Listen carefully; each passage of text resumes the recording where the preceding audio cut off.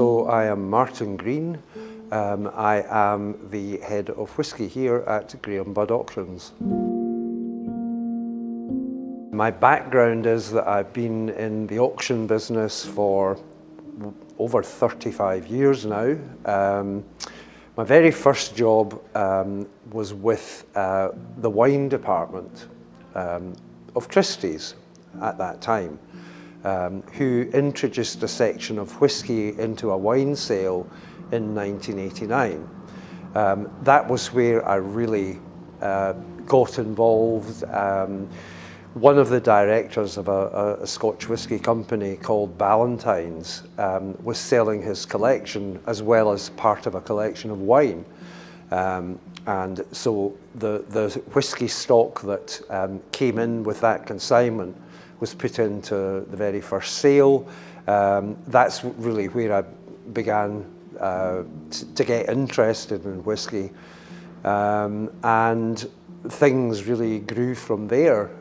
It was very much an unknown market at that time, but very quickly gathered momentum. You know, in the days before the internet, auction houses at that point in time were reliant on catalogues going out all over the world. And you know, we found from very early on that there was a huge interest in whisky, and people were very glad to go with it at that time.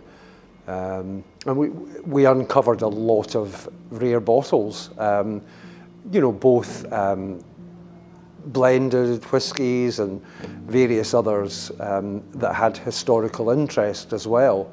And that really opened up the market and made people aware of the fact that whisky had a value. In the whisky industry, probably Richard Patterson, who was, he still is the master blender at White and Mackay, and you know, various other people within the Scotch whisky industry that are very well known that I've met, you know, in the course of my career, and certainly received a lot of encouragement from in terms of what I've done over the years in helping to raise the profile of single malt Scotch whisky particularly. I think it's growing. It's growing immensely.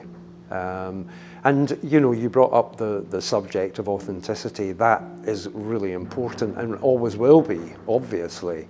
But that is important for any potential buyer, to know that the product that they're buying is authentic.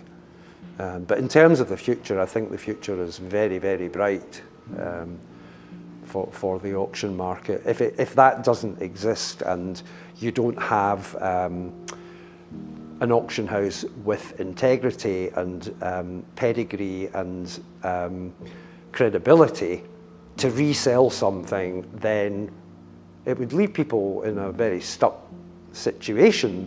They would not be able to capitalize on their collections.